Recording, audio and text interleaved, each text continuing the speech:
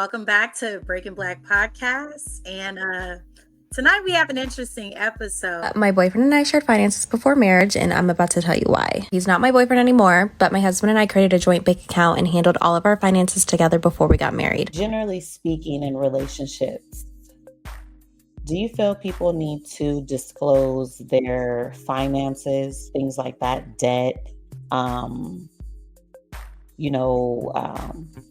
bank account information, things like that in a relationship when you're dating? Or do you feel like those conversations are more when you get serious with someone? If you're dating with somebody with intention, I think that finances should be a really important part of the conversation. Now, I don't think if you're going out on first couple of dates, getting to know somebody, it's a big deal to broach the conversation about finances. But again, if you're dating with intention, there's intention to get into a relationship, there's an intention to be in a partnership, then ultimately that this is long term. And so the way that people handle their finances, the way that people pay bills, the way that people spend money or manage money is incredibly important in a relationship. In fact, I think aside from cheating, it's also the secondary reason why most couples actually break up. I think it's either cheating or finances.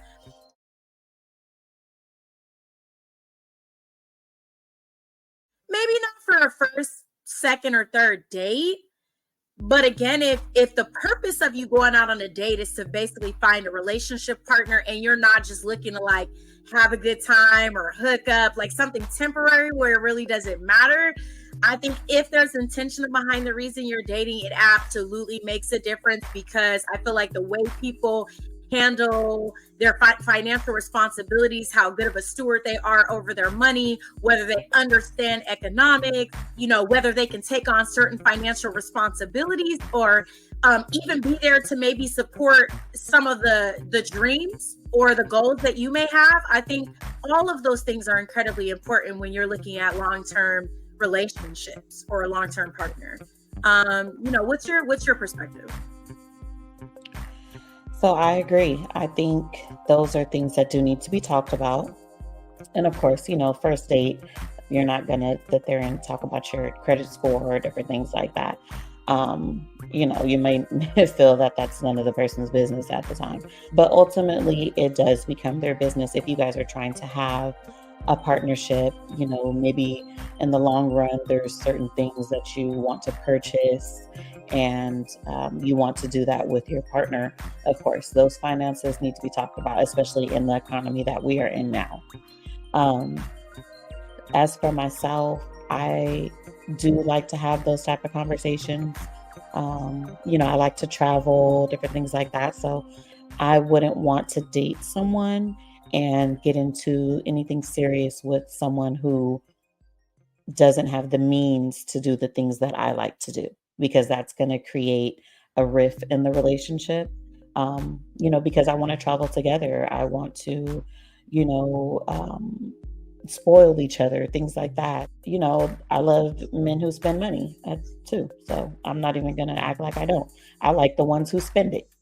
And don't get me wrong, I don't just want them to just only spend on me and I'm not spending any of my money, because of course I'll spend my money.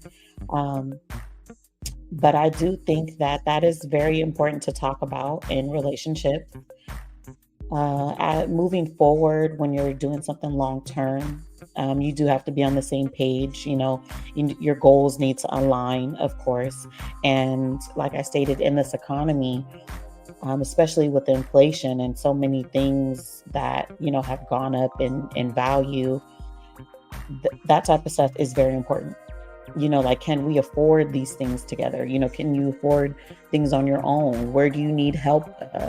Do you need help planning budgets? Do we need to, come up with certain goals towards, a saving account or, things like that. So of course, those things are very much important. And I think people, can judge for themselves what they're going to talk about and how far the relationship is going to go, when you start dating someone, if you're dating with intent and it's going to be long term, at some point that conversation does need to be had. Now, I just mentioned, like savings or, bank accounts, stuff like that. Would you be the type to have a joint account? Because my opinion on that is I don't mind having a joint account, but I'm going to keep my own. I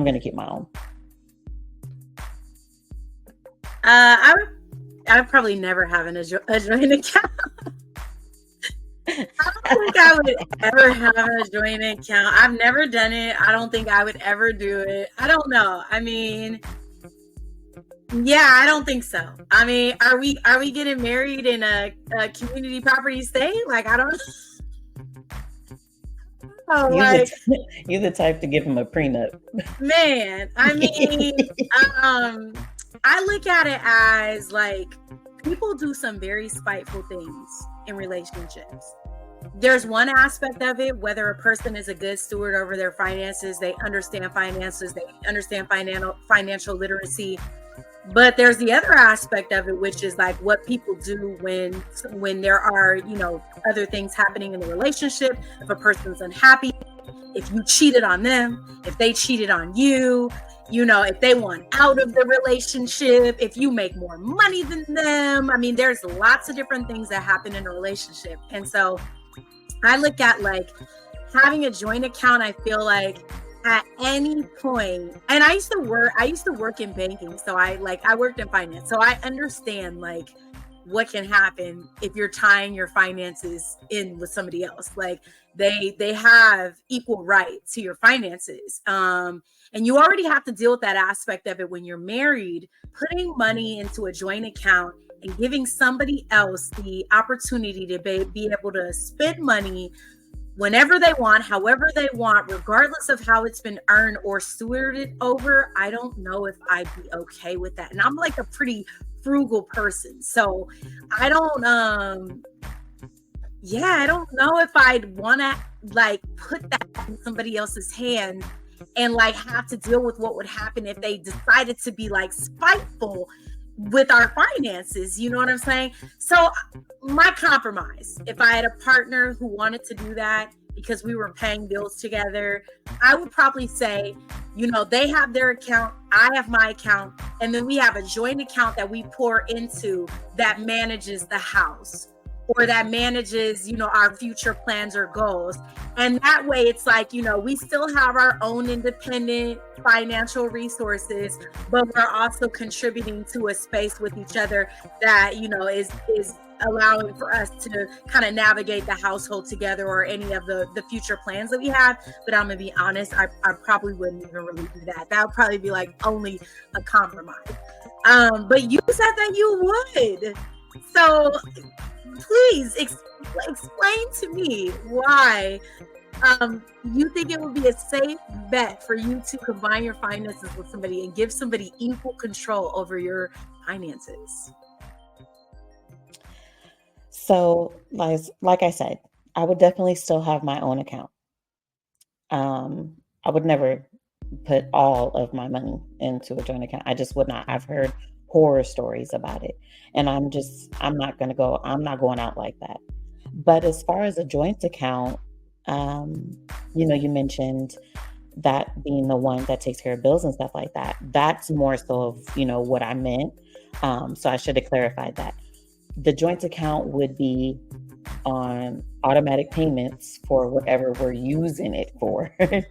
We're not just putting both of our monies into this account. I earned this money. I work hard for it. I go to work every day and I'm around people that I may not want to always be around to make this money. And you're not just going to have a debit card or credit card and just be swiping and inserting or tapping when it comes to my funds. And I wouldn't want to do someone else like that. But a joint account, I wouldn't be against it if we had it for the household, to buy household items, to pay bills, maybe even for trips that we have planned, things like that. But for sure, the stuff would be set up on like automatic payments, like to where that money goes in there, so it's paid for those things. I've seen movies, where people go to the bank and, oh my God, the other person didn't empty the account. So no, I wouldn't just like not have my own and put all my funds into the same account. But if it was for like household things, bills, trips, travel, of course, I would consider it. I've never had a joint account though. Never have. But I'm not against it. I just think that it's something you would really have to discuss and have a very clear understanding on it. Like, I dang near want to have something notarized saying what it's used for, like I need something notarized. Like, we're opening up this joint account. Let's go get this notarized. This is what it's for. This is what we're doing. Because listen, you're not gonna just do no funny stuff with it.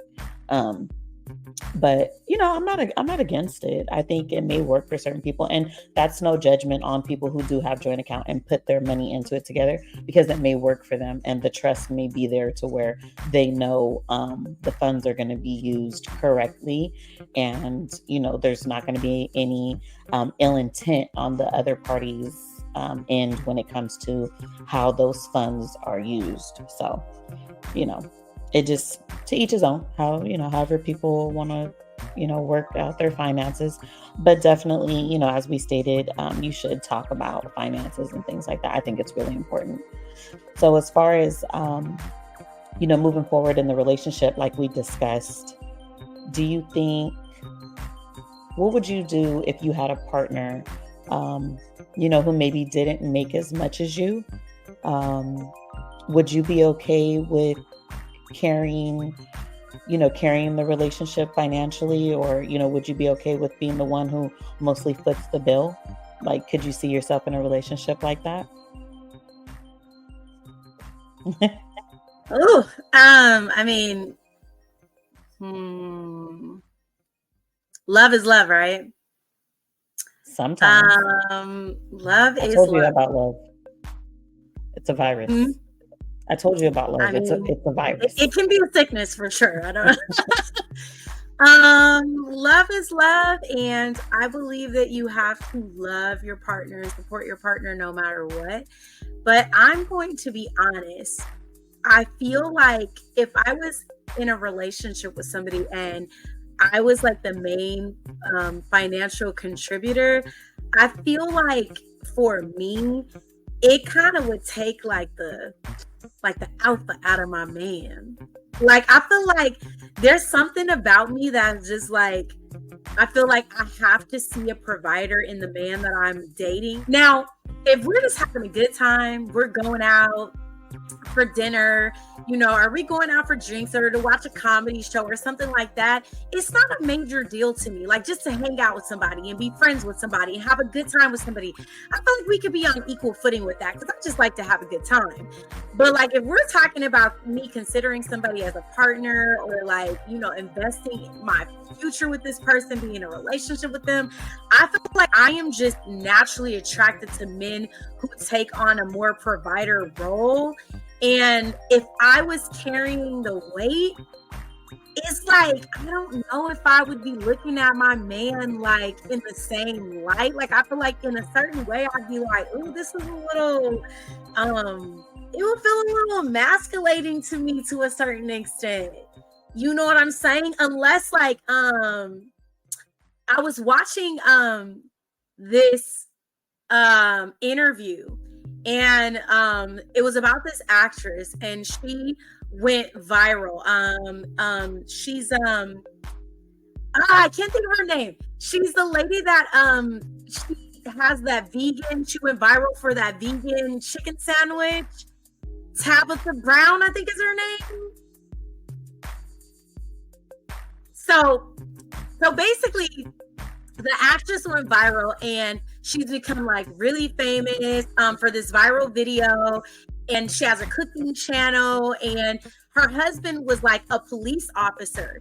And so she did this interview where she was basically talking about like always wanting to retire her husband because he was like in a, she didn't want anything to happen to him in the line of duty. They had been together for a really long time, and she was chasing her dreams, and he was pursuing this career. And she always said that when she made it famous, like that if he ever wanted to stop working as an officer, like she would basically help to retire him because she felt like that was kind of an unsafe space for him to be in this day and age, which is like so many things happening with officers and in law enforcement. And so I looked at that and I was like, as much as I don't see myself being a woman who would completely support a household, I kind of like understood where she was coming from. Like, she loves this man, she wants him to be safe, and she's in a position to secure, the future, and he can focus his energies on something else.